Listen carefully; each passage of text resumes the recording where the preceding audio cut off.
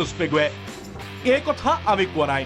গোলাঘাটত সৰ্বত্ৰে চাঞ্চল্য সৃষ্টি কৰা এটা ফোন কলৰ ভাইৰেল অডিঅ' ক্লিপে আনিছে সমগ্ৰ ঘটনা পোহৰলৈ। গোবিন্দ পেগু নামৰ এজন ঠিকাদাৰৰ সৈতে হোৱা আকাশৰ এই কথা বাৰ্তাখিনি শুনক। এডুকেশ্যন মিনিষ্টাৰ তাৰ নাম মোৰ নকবি। কি কথা মোৰ কথা কি কৈছে মই আপোনাৰ কথা এই জীৱনত আপোনাৰ কথা মই ভুলোৱা নাই, এইটো কথা মই কোৱা নাই। কি কৈছে তই ক না, তোৰ দম আছে যে মোৰ কথা কবলৈ হাক দিবি। মই ৰণোজ পেগুৰ নেতা নহয়, মোৰ নেতা ৰণোজ পেগু নহয়, মোৰ নেতা হিমন্ত বিশ্ব। মোক কেলা হিমন্ত শুনিল গোবিন্দ ফুফুৰাই লৈ যাম চিএমৰ ঘৰত। তই মোক চিনি পোৱা নাই, মোৰ চিএমৰ ঘৰুৱা নিচিনা পইচা 10,000 20,000 বিচৰা কাৰণ লেভেল লৈ গৈছে। হা ৰণোজ পেগু কথা কবলৈ আহিছ মোৰ আগত। তই এটা কথা কব নোৱাৰ, এটা এডুকেশ্যন ডিপাৰ্টমেণ্ট চলাব পৰা নাই। মিচিঙৰ নামত জনগোষ্ঠীটোৰ নামত দালালি কৰি গৈ লাষ্টত বিজেপি গৈ টিকেটটো পাই জিকি মিনিষ্টাৰ। কি পঢ়া শুনা দেখাব লাগে মোৰ আগত? না ডিবেট কৰিবলৈ কোৱা তাক মোৰ লগত যেনেকুৱা ঘটনা কথা দুটা কথা জানে লেভেল দেখাব লাগে। ইমানেই অশ্ৰাব্য যি কথা আমি অসম্পাদিত ৰূপত শুনাব নোৱাৰো। মুখ্যমন্ত্ৰীয়ে কোৱা নিকা ভাৱমূৰ্তিৰ মানুহে হেনো বিজেপিত আছে বুলি কোৱা কথাষাৰ আজি আখৰে আখৰে প্ৰতিফলন ঘটালে আকাশ ফুকনে। ইয়াৰ পিছতেই আকাশৰ মুখত ওলাল এজন সাংসদে টকা লোৱাৰ প্ৰসংগ। নাম সাঙুৰিলে কাজিৰঙাৰ সাংসদ কামাখ্যা প্ৰসাদ তাছাৰ।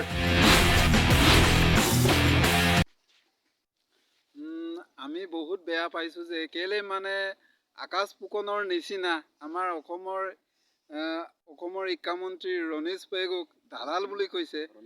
এই কথাটো মই বহুত বেয়া পাইছোঁ। কাৰণ কেলে আগত হিমন্ত বিশ্ব শৰ্মা শিক্ষামন্ত্ৰী আছিলে, তেতিয়া কোনোবাই ইউটিউবাৰো বেয়াকে ক'ব নোৱাৰিছিলে।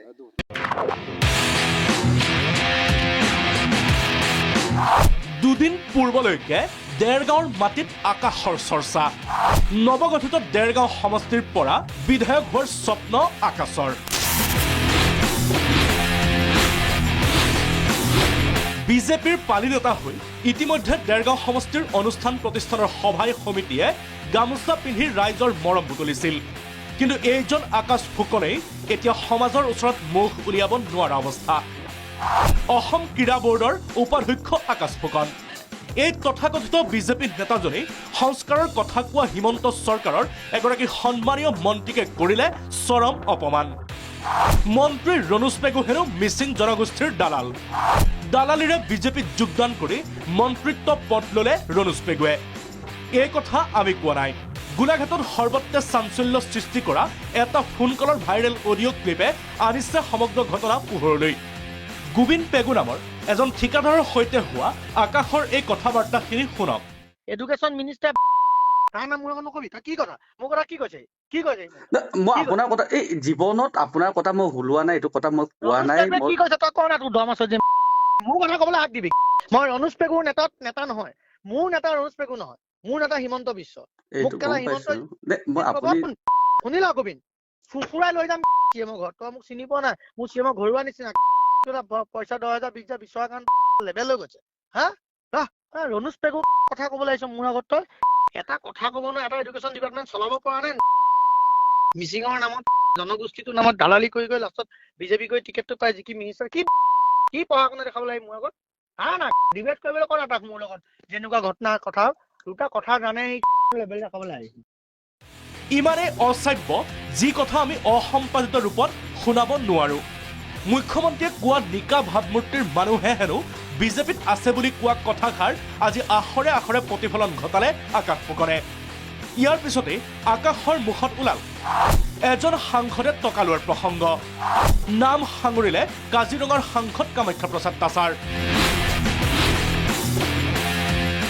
ৰণোজ পেগু বাদ দে। দেৰগাঁও সমষ্টিত দুটা মানুহৰ ৰাইট আছে এতিয়া বিজেপি ফালৰ পৰা। এটা হ'ল আমাৰ কামাখ্যা প্ৰসাদ তাছা, সেইটো 200% শুদ্ধ কথা। তেওঁ এজন সাংসদ হয়, তেওঁ মোৰ পৰা পইচা 20 লাখ লৈছে, 15 লাখ লৈছে, সেইটো বেলেগ কথা, সেইটো তাৰ মোৰ কথাই। কিন্তু সাংবিধানিক আজি বিধান সংসদ ভৱনত কোন বহি আছে? সিয়ে বহিছে, মইতো বহি থকা নাই ন। এইটো হয়। গতিকে সি যিটো নিয়মত চলিবি। এটা কামত মানুহ 3 কোটি টকা কাম এটা নহয় 2 কোটি 93 লাখ ইমান বহি থাকে নেকি?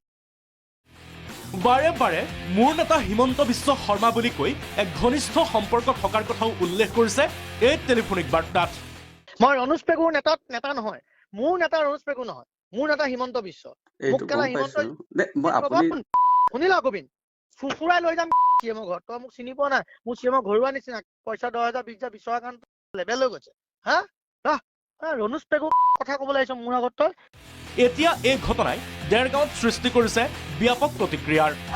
আকাশক গৰিহণা দি মিচিং জনগোষ্ঠীৰ হৈ প্ৰাক্তন TMPৰ নেতা জিতেন্দ্ৰ টাউডৰ সকিয়নি।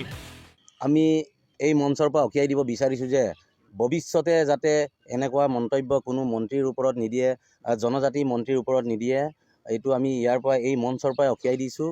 আৰু ভৱিষ্যতে যদি এনে কাৰ্য কৰে আমি তীব্ৰ আন্দোলন গঢ়ি তুলিম এই অঞ্চলটোত।